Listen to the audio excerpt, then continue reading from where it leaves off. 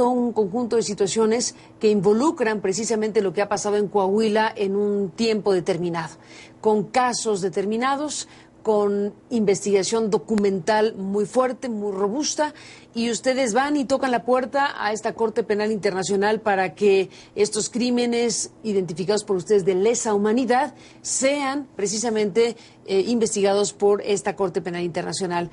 Obispo Vera, ¿cómo fue la experiencia de ir a entregar ese documento, tocar esa puerta? Pues realmente, te lo voy a decir como yo lo experimenté, es muy emocionante. ¿Por qué?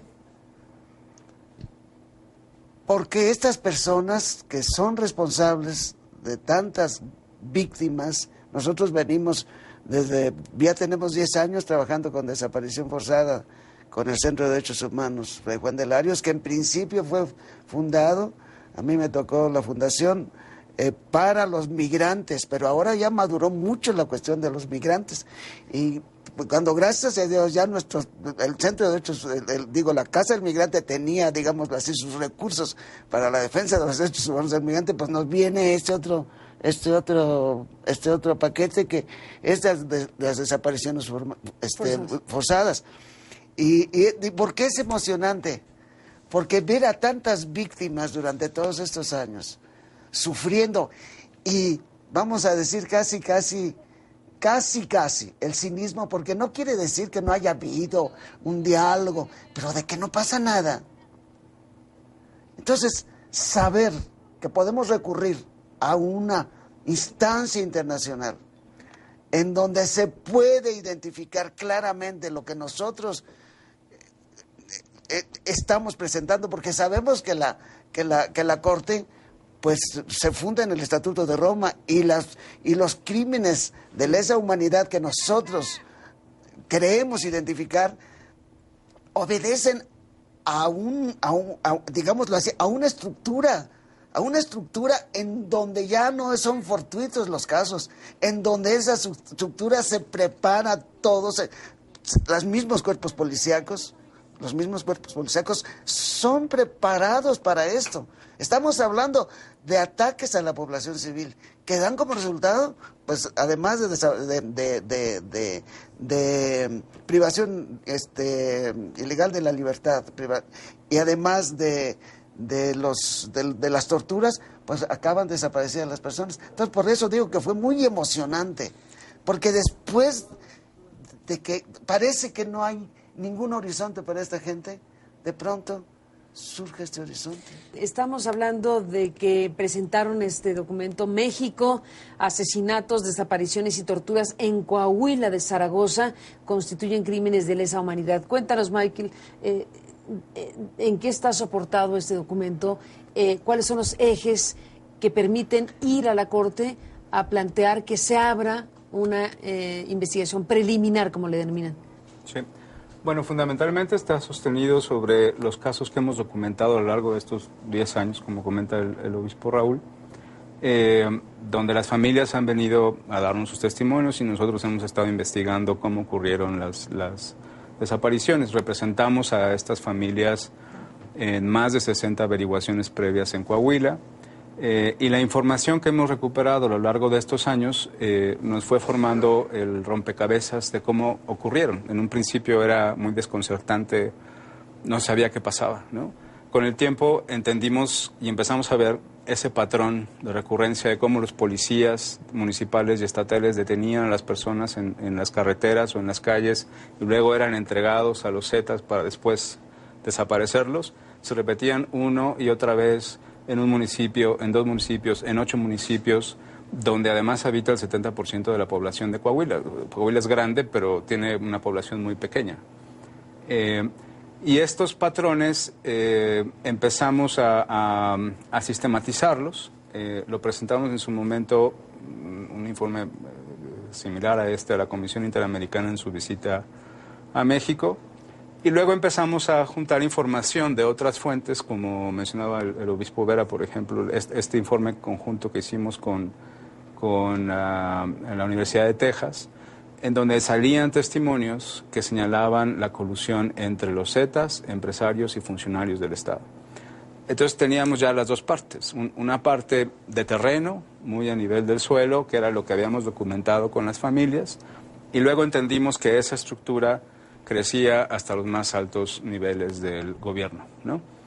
Entonces empezamos a mirar que esos patrones constituían una política deliberada para atacar a la población, para someterla a una situación de terror y que los Zetas pudieran crear sus negocios criminales, que ya no era solamente el trasiego de drogas, sino la extorsión, el tráfico de migrantes, el tráfico de mujeres, el tráfico de órganos, y necesitaban una población sometida.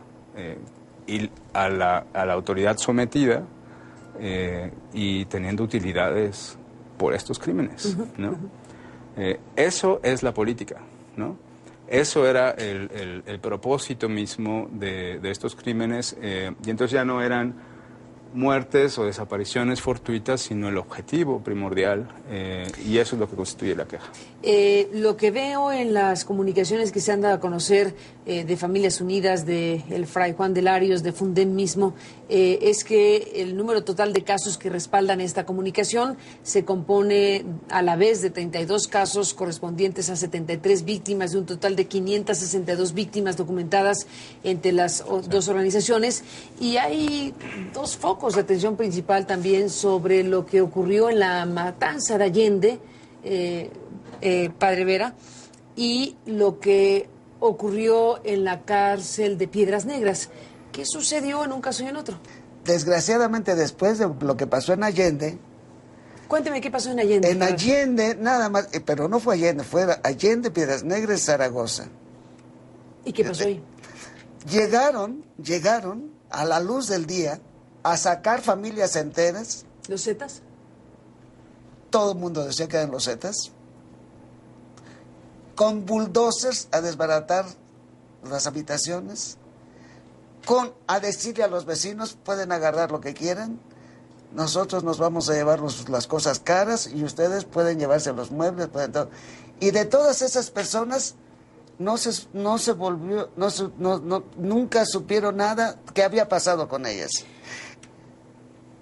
Al señor, esto fue en el tiempo de Humberto Moreira, en el 2011. Al señor Rubén se le alborota la jicotera, y entonces él empieza a indagar el caso de Piedras Negras, pero eso van unidos, porque la diferencia de tiempos aparece como si no hubiera... Lo ocurrido en Allende le toca en fecha al gobernador interino, a Jorge Torres. Pero tiene que ver... Pero está... Tiene que ver con la gente... primero mutilada, después fracturada y después incinerada en el penal de Piedras Negras. Es un hecho solo, o sea, parte de las personas que salieron de esas familias, pero fueron 3 lugares en donde el número de familias en total, por ejemplo en Piedras Negras, nos dicen los de Familias Unidas por sus desaparecidos, fueron en torno a 32, 42 familias. Eso multiplicado por 4 o 5 de sus familias, aunque hablaron que eran 150, estamos seguros que eran mucho más los incinerados. Pero lo que pasa es que, como tiene que casi lo fingieron, porque no dejaban entrar a toda la prensa que estaba en esa famosa búsqueda, porque empezaron a buscar incluso si había algunas fosas clandestinas en torno a lo que pasó en Allende, en Zaragoza y en Piedras Negras. Creían que hubiera, entonces fue una gran indignación de al menos Fundec y los de Familias Unidas. Querían ver si sus familiares estarían allí en esas fosas comunes, y llegaron lo mismo a hacer lo mismo con bulldozer, sin ningún protocolo. Me acuerdo que nos dio mucho coraje de la manera como se hicieron las cosas, y anunciaron que no sé cuántos casos iban a encontrar, y a la hora de la hora salieron con un numerito de este tamañito, o sea, ya, o fue una faramaya, pero como fue en tiempos distintos, no se conectan lo que pasó en 2011 con el hecho de Piedras Negras, pero el hecho de lo que se ha hecho, que se encuentre en Piedras Negras, se encuentra a raíz de que se empezó a decir, ¿y qué pasó con esto? Con esta barbarie. Pero lo más impresionante, que a la luz del día no había nadie. Se dice, ya ahora, gracias a los de Piedras Negras, sabemos pues que a poca distancia estaba el ejército, que la policía estaba afuera, o sea, nadie intervino, o sea, los Zetas podían hacer el ataque a la población que quisieran. Por eso, esto entra muy claramente en los crímenes que son ataques sistemáticos a las familias. Lo que nosotros estamos tratando de decir, esto no es una casualidad, es una estructura, una policía preparada para esto y un plan estructural que dura, no solamente desde Humberto, sino todavía prevalecen en estos momentos. Vamos a presentar fragmentos de un documental que nos han permitido reproducir en algunas de sus partes, un documental que hicieron estudiantes de la Universidad de Coahuila y Fuerzas Unidas por Nuestros Desaparecidos de Coahuila, FUNDEC, que se llama Por una búsqueda incansable. Fragmentos de este documental nos hablan precisamente de lo que ha sucedido en el estado de Coahuila en los últimos años. Volvemos en esta conversación. La mayoría de las personas desaparecidas son gente trabajadora, que no hay datos que se les vincule con un tipo de actividad ilícita. Es gente de a pie que se levanta en la mañana a trabajar, que va por sus hijos a la escuela, que sufre para pagar la colegiatura o comprar las tortillas, ¿no? Lo último que supimos es que los celulares se apagaron a las 12 del día de ese miércoles 21 de febrero y no volvimos a saber nada de ellos. El último mensaje que mi hijo mandó a mi esposo, porque en ese trabajo solía salir mucho y todos los días tenía contacto vía mensaje celular, ya sea con su papá o conmigo. Y ese día fue el último reportándose, diciéndose que se encontraba bien. Bueno, regresamos, Obispo Vera, Michael Chamberlain, sobre este tema de la presentación ante la Corte Penal Internacional, petición o comunicación a la Corte Penal Internacional de que se abra una investigación, de que se abra un examen preliminar para el tema Coahuila, que es el tema Coahuila y es el tema México, en muchos sentidos. Claro. Creo que es importante, Michael, retomar lo que el obispo decía hace un momento. ¿Cómo conecta el caso Allende con el caso Piedras Negras? Porque no es lo único, pero son los dos asuntos que están destacados en esta solicitud. La cárcel de Piedras Negras, al igual que otras cárceles, no es el único caso, se volvió la guarida de los Zetas. Centro de operaciones, literalmente. Centro de operaciones, el lugar donde se resguardaban, era una trinchera, ¿no? Una cárcel. Ahí cometían, desmantelaban carros robados, almacenaban la droga, fabricaban chalecos antibalas, hacían blindaje para carros también. Y ahí llevaron, y esto que es de fuente abierta, son declaraciones de la misma autoridad, llevaron víctimas hacia adentro del penal y ahí las asesinaron y eventualmente las disolvieron en ácido, con diésel y demás. Dentro de la cárcel. Cárcel. Perdón que ya lo dijiste, pero déjame subrayarlo porque es brutal.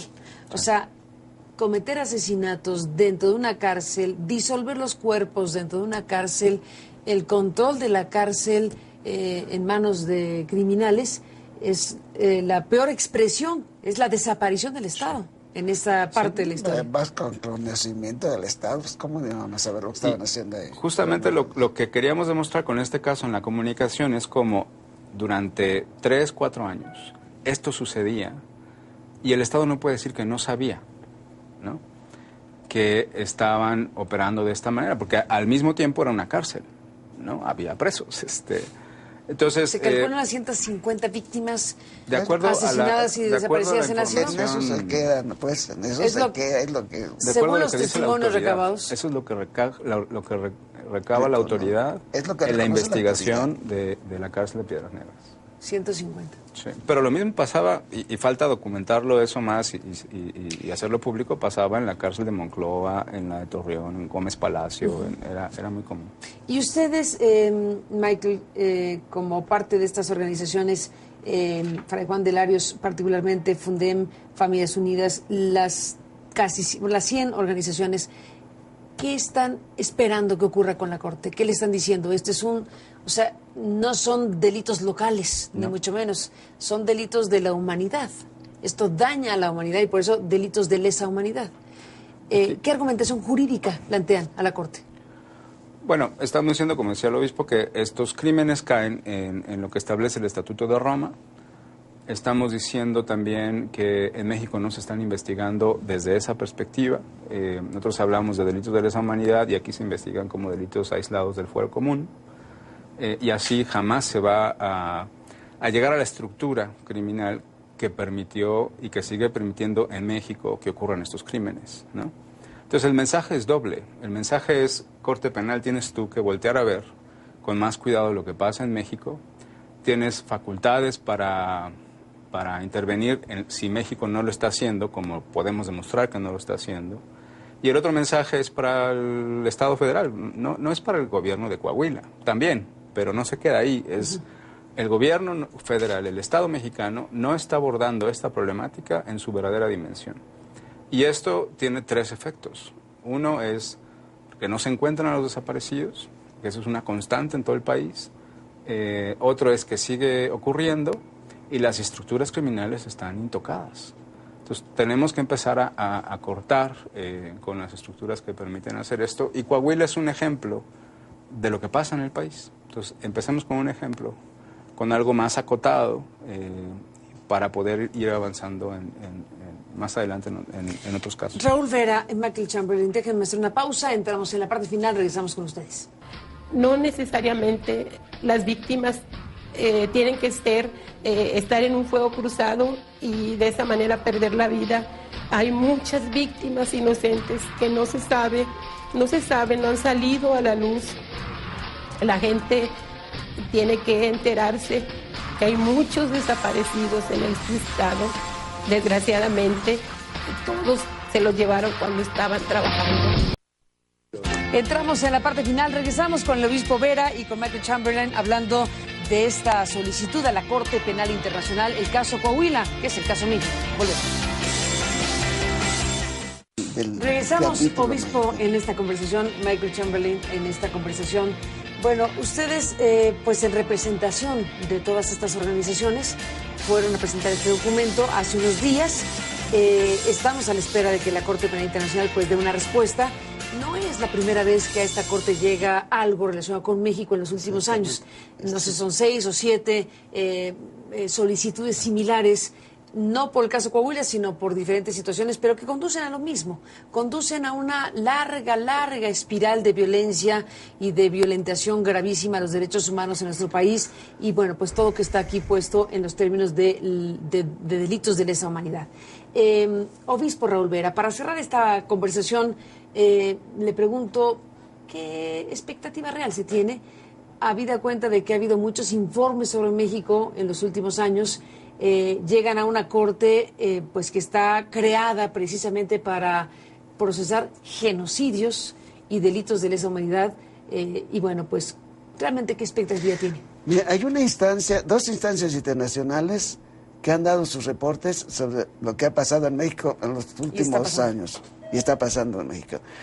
Una, y al mismo tiempo se dio, una es el capítulo México del Tribunal Permanente de los Pueblos, en donde la sentencia final, el Tribunal Permanente de los Pueblos, la sentencia final acusa a los últimos 5 presidentes con sus equipos de gobierno de autores de crímenes de lesa humanidad. Y allí van reportados las 10 temas de derechos humanos que formaron 500 audiencias. Todo eso se dio a las instancias internacionales. La sentencia final, con la información, se dio a las instancias internacionales. La gran pregunta es si esta Corte, y te pido, Michael, una reflexión, si esta Corte Penal Internacional, creada precisamente para atender este tipo de cosas, que ha llevado varios casos en los últimos años, desde que entró formalmente en vigor con el Estatuto de Roma, bueno, pues ha tenido una proclividad a atender casos africanos fundamentalmente. Sí. Tiene en examen preliminar a Colombia y veremos si toma el caso mexicano. ¿Qué piensas? Es un reto y una oportunidad también para la Corte Penal Internacional. Existe esa presión y se siente en La Haya, ¿no? Pareciera que es una corte que juzga a africanos, ¿no? La misma fiscal es una africana de Camerún, ¿no? Y creo que ella misma está presionada en ese sentido. Para que abra su espectro. Para que abra su espectro y dé resultados. Es también evidente que hay mucha presión en la Corte por parte de los Estados miembros y particularmente de México. México da más dinero a la Corte Penal Internacional que a la Comisión Interamericana, ¿no? Y no tiene ningún caso abierto en la Corte Penal y tiene récord en ¿Pero qué haces? ¿Es una cosa con la otra o qué quieres decir? Hay una presión también política y sí de dinero para el funcionamiento de la Corte. Entonces hay balances que van más allá de lo meramente jurídico, ¿no? Nosotros hablamos en términos jurídicos, pero sabemos que existe el otro. Pero tenemos que buscar mecanismos, espacios independientes realmente del poder carcomido que tenemos en este país que empiecen a investigar estos casos, porque por varios lados se nos está acumulando, por el lado de los desaparecidos, los periodistas están pidiendo instancias independientes, imparciales, que investiguen los casos de asesinatos. Ahora, bueno, misma con lo del gobierno espía, se está buscando instancias. Entonces ahí tenemos una constante que tenemos que empezar a juntar en una sola demanda, porque nuestras instituciones de justicia no funcionan. Entonces, si no es la Corte Penal, algo tendrá que decir eventualmente la ONU, los comités, etcétera, ¿no? Las víctimas dejaron ver un diagnóstico fenomenal del tipo de gobierno criminal que tenemos y de todas las barbaridades que se hacen en este país. ¿Y eso está pasando aquí? Pues ahí está este llamado a la Corte Penal Internacional, que tiene la palabra, y seguiremos muy de cerca esto. A los dos, gracias por estar aquí para contarlo y seguimos en contacto como siempre. Gracias, Michael. Gracias, Obispo Vera, por estar aquí. Y a usted, gracias, que nos permitió acompañarle y estar con usted esta noche. Pásenla bien esta mañana. Que descanse.